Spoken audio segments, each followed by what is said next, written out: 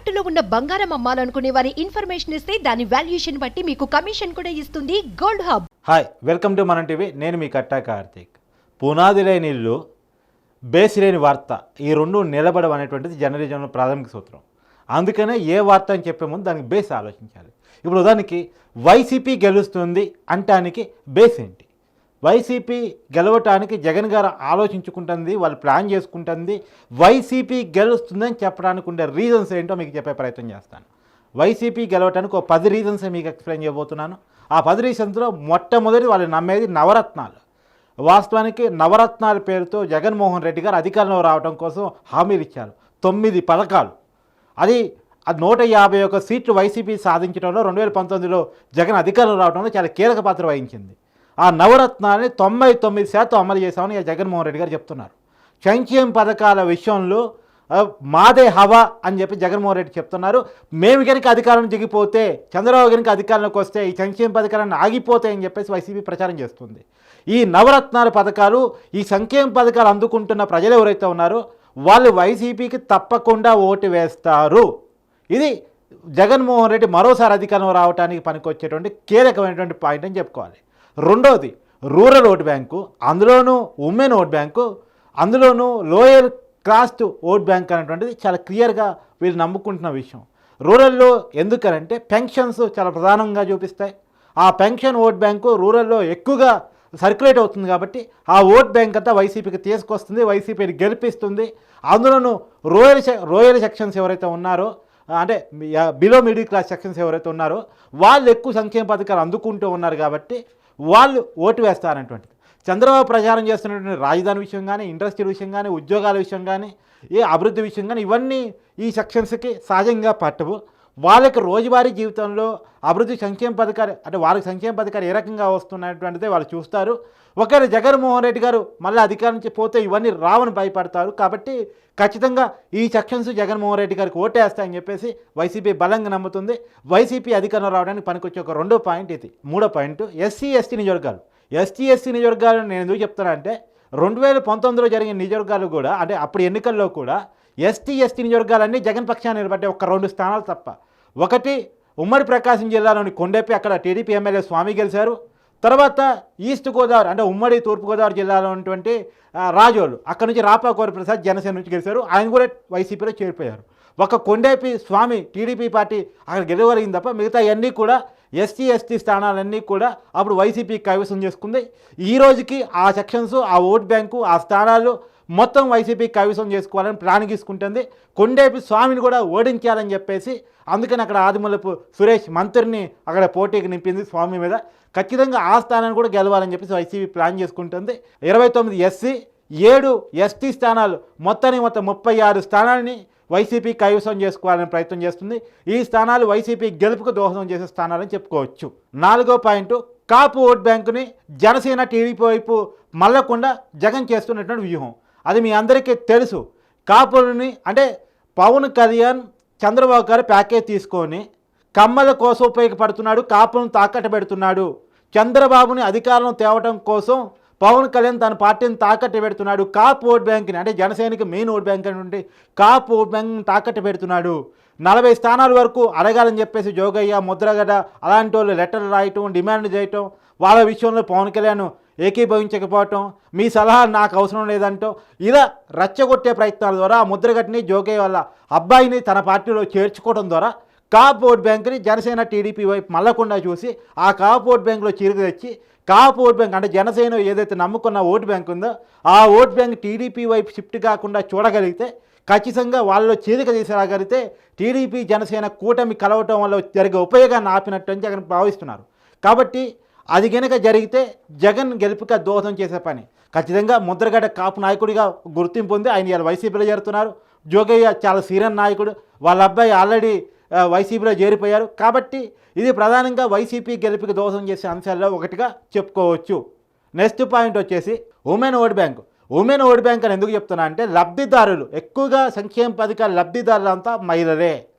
కాబట్టి మహిళలు చాలా కమిటెడ్గా ఉంటారు. ఆ గతంలో కూడా వైసీపీకి ఓటేసిన వాళ్ళు ఎక్కువ మహిళలే. మహిళలు ఓట్ బ్యాంకుని టార్గెట్ చేయడం ద్వారా మహిళలు తమ ఓటు వేయించుకోవడంతో పాటు పురుషుల ఓట్ బ్యాంకుని, అంటే ఇంట్లో ఉన్నటువంటి పురుషుల ఓట్ బ్యాంకుని కూడా ప్రభావితం చేస్తారు. కాబట్టి ఖచ్చితంగా మహిళ ఓట్ బ్యాంక్ మళ్ళా జగన్మోహన్ రెడ్డికే వస్తుంది అనేటువంటిది వైసీపీ నమ్ముతున్న విషయం. ఖచ్చితంగా ఒక నిజం చూసినప్పుడు కూడా సంక్షేమ పథకాలు అందుకుంటున్న వాళ్ళు అమ్మఒడి కావచ్చు, ఇతర పథకాలు కావచ్చు, చాలా ఉమ్మడి బేస్డ్ పథకాలు ఉన్నాయి. కాబట్టి ఉమెన్ ఖచ్చితంగా వైసీపీకి అనుకూలంగా ఓటు వేస్తారనే నమ్మకాన్ని వైసీపీ ఈరోజు అనుకుంటూ ఉంది. ఆరో పాయింట్గా వాలంటీర్ల వ్యవస్థ, తర్వాత గృహదార్థుల వ్యవస్థ.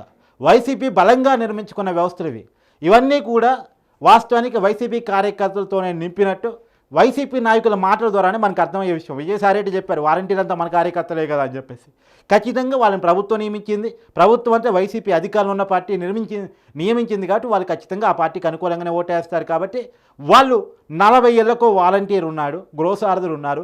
కాబట్టి వాళ్ళు ఖచ్చితంగా ప్రజల్ని ప్రభావితం చేస్తారు. వాళ్ళే రోజువారీ సంక్షేమాన్ని ప్రజలకు అందించేది వాలంటీర్లే. కాబట్టి వాళ్ళు ప్రజల్ని ప్రభావితం చేస్తారు. కాబట్టి ప్రతి ఒక్క ఇంటితో, ప్రతి ఒక్క మనిషితో వాళ్ళకి సంబంధాలు ఉన్నాయి. కాబట్టి వాళ్ళు ప్రజల ఓట్ బ్యాంకును తీసుకొచ్చేసి వైసీపీ వ్యవస్థలాగా వాళ్ళు గవర్నమెంట్ వ్యవస్థ, వాళ్ళ శాలరీ గవర్నమెంట్ ఇస్తుంది, కానీ వైసీపీ వ్యవస్థలాగా వాళ్ళు ఉపయోగపడే అవకాశం ఉంది అన్నటువంటిది మనకు కనబడుతున్నటువంటి నిజం. ఎందుకంటే గతంలో జనభూమి కమిటీలు టీడీపీకి ఏ రకంగా ఉపయోగపడ్డాయో అది వాస్తవంగా ఉపయోగపడటం పోయి మైనస్ అయినాయి వాస్తవానికి. కానీ ఇప్పుడు వాలంటీర్ వ్యవస్థ ప్లస్ అయిద్దని వైసీపీ నమ్ముతుంది. వైసీపీ వాలంటీర్ వ్యవస్థ ఎక్కువ ఓట్ బ్యాంకు తెచ్చుకోవచ్చు అని చెప్పేసి చూస్తుంది. ఖచ్చితంగా వాలంటీర్లు వైసీపీ ఉపయోగపడే పాయింట్లోనే ఉన్నారు. ఖచ్చితంగా అది ప్లస్ అయ్యే అవకాశం ఉంది.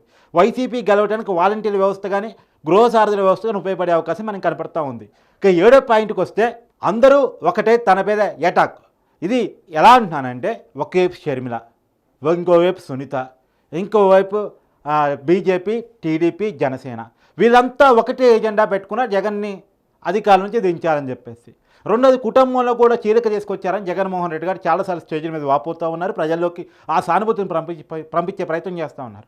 ఒకనాడు కాంగ్రెస్ రాష్ట్రాన్ని విభజించింది, ఇవాళ మా కుటుంబాన్ని విభజించింది చంద్రబాబు గారి సహకారంతో అని చెప్పేసి జగన్మోహన్ రెడ్డి గారు స్టేజ్ మీద చెప్తున్న విషయం మనం చూస్తూ ఉన్నాం. సో అందరూ ఒకటే జగన్మోహన్ రెడ్డి పడిపోయారు అంటే ఒక సింపతిని క్రియేట్ చేసుకునే పనిలో వైసీపీ ఉంది. ఈ సింపతి కనుక గట్టిగా వర్కౌట్ అయితే ఖచ్చితంగా అది వైసీపీకి లాభించే అవకాశం ఉంది.